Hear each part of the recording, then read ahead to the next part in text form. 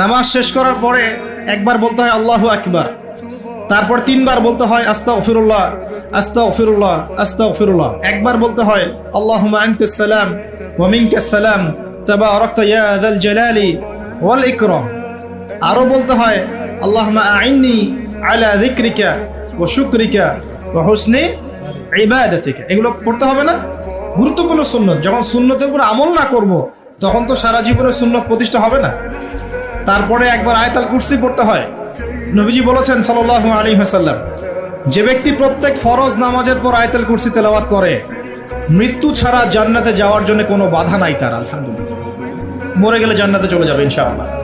এরপরে আরো আছে আল্লাহুম্মা লা মানিআ লিমা আ'তাইত ওয়া লা মু'তিয়া লিমা মানা'ত ওয়া লা ইয়ানফা'ু যাল জাদ্দি মিনকাল জাদ।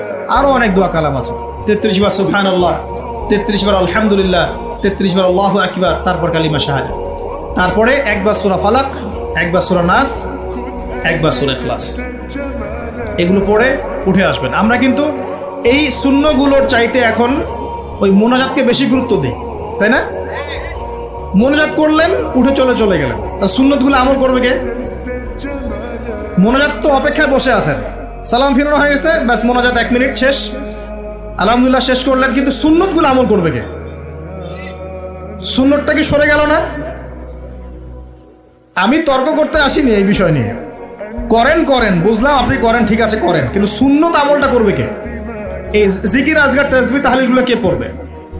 তাহলে ওগুলো তো পড়তে হবে নাকি? ওগুলো তো পড়তে হবে। তাসবিহ তাহলিল জিকির আজগার শেষ করেন। আল্লাহ পাক তৌফিক এনায়েত করুন। আমিন।